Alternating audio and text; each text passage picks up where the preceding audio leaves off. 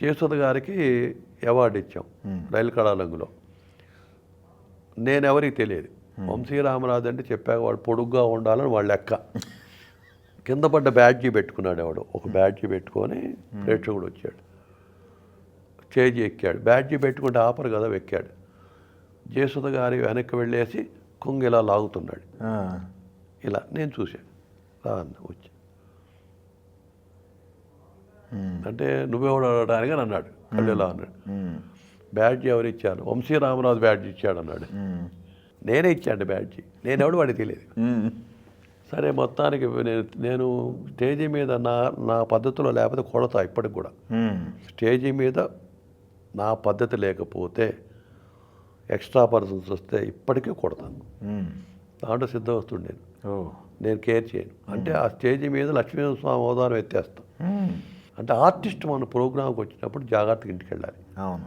Next day వాడు phone చేశాడు. నేను ఎవరు అనుకున్నావు అన్నాడు.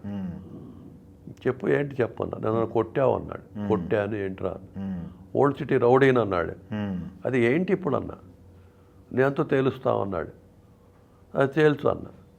నీ కార్ నెంబర్ తెలుసు అన్నాడు. నువ్వు యూనివర్సిటీ మీదగా వెళ్తావు అన్నాడు. సరూర్ నగర్ వికలాంగుల స్కూల్ ఉండేది. ఓకే వెళ్తాను. ఎక్కడ రమ్మంటావు? యూనివర్సిటీ స్పాట్ వాళ్ళని స్పాట్కి రా, లా కాలేజీ దగ్గరికి అన్నాడు. ఫ్యాక్ట్ అంటే జరిగింది ఇది. అవునా? వెళ్ళా. వాళ్ళు 10 మంది వచ్చారు. వచ్చేసి మన సినిమాలో లాగా బ్యాట్లో కళ్ళు. నేనే డ్రైవ్ చేసుకో, డ్రైవర్ కూడా లేదు. దిగా. ఏమన్నా ఇట్లా చేసినావు అంట నువ్వు? మావాడు కొడతావా? అరే మీరందరూ ఎవర్రా అన్న. జయసుధ ఫ్యాన్స్ అన్నాడు. వీడేం చేశాడు తెలుసురా? జయసుధ గారి ఫ్యాన్సా మీరు? అమ్మ వెనక్కి వెళ్ళి కొంగులు అవుతున్నాడు రా అన్న. ఇదిరా మీ ఫ్యాన్ ఏదో అన్న. వెంటనే వాడిని దావ కొట్టారు వాళ్ళు. ఓకే, చూసారా? అదేనండి. అంటే ఏం జరుగుతుందంటే ఫ్యానిజం పాపం వాడి జీవిత జయంట జయసుధ గారి కొంగు ఇలా పట్టుకున్నాడు. నా జీవిత జయం దాన్ని దావ కొట్టాను నేను. అంటే స్టేజ్ మీద గ్రీన్ అంటే సినిమా ఆర్టిస్టులు వచ్చినప్పుడు అండి స్టేజ్ మీద. అందుకు సుబ్బరామిరెడ్డి గారు హీరోయిన్స్ వచ్చినప్పుడు బాగా ఇబ్బంది అనుకుంటా. హీరోస్ కూడా హీరోయిన్స్ వస్తే ఇంకా ఇబ్బంది. అదే హీరోయిన్స్ వచ్చినప్పుడు ఇప్పుడు మీకు సౌందర్య గారికి ఇంకా అన్నీ చేసే సన్మానాలు ఇబ్బంది పడి ఉంటారు నాకు తెలిసి ఎక్కువ. అంటే చాలా పాపం ఈ స్టేజ్ ప్రోగ్రాం. అందుకే మేము చేస్తే చాలామంది వస్తారు. అంటే వాళ్ళు మళ్ళీ ఇంటికి వెళ్ళేదాకా బాధ్యత. చిన్న గీత పడింది అనుకోండి సపోజ్, ఇక్కడ షూటింగ్, రేపు షూటింగ్ ఉండదు, కంటిన్యూటీ. తర్వాత ఎక్కడ పడింది గీత? వంశీ బర్కిల్ అవార్డ్స్కి వెళ్తే గీత పడింది అంటే మన బ్యాడ్ నేమ్ వస్తుంది. అవును. ఎస్ రాజేశ్వరరావు గారికి ఆయన భార్యకు సత్కారం చేశాం నాగేశ్వరరావు గారి రోజుల్లో. తొలి సత్కారం సినిమా వాళ్ళల్లో ఉంగరం పెట్టాం. ఒక 5,000 ఎంతో. ఆయన మెడ్రాస్ వెళ్ళి అందరికి చెప్పుకున్నట్ట. వంశీవారు సన్మానం చేస్తే తప్పకుండా వెళ్ళండి, ఉంగరాలు పెడతారన్నాడు. శాలువాలు ఇస్తారు, హోటల్ ఇస్తారు, చక్కగా చూస్తారు, కారు పెడతారు. ఎస్ రాజేశ్వరరావు గారు చెప్పటం వల్ల మా గౌరవం పెరిగింది మెడ్రాస్లో. నాకు పెండ్యాల గారు చెప్పారు. ఓకే, పెండ్యాల గారు చెప్పారు. Okay okay. ఎస్ రాజేశ్వరరావు అందరికీ చెప్తున్నాడు, మీరేనా వంశీరామరాజు? పెండ్యాల గారి ఇంటికి వెళ్ళా. ఆ వంశీరామరాజు మీరేనా, వెనక ఎవరైనా ఉన్నారా అన్నాడు. అదేంటంటే అంటే వంశీరామరాజు అంటే మా లెస్ట్లో పొడుగుండు. లేదండి నేనే వంశీరామరాజుని. వలపూడి మారుతీరావు గారు. నేను కళ్ళు అనే నాటకం రాసే నాటిక చాలాసార్లు వేయించాను. అంటే ఇది 66 మంది రచయితలు తొలి కథ అన్నమాట. కొత్త కథ అంటే వీరేంద్రనాథ్ గారు కూడా రాశారు దీంట్లో. అంటే ఎక్కడ పబ్లిష్ కాని కథ పబ్లిష్ అవుతుంది.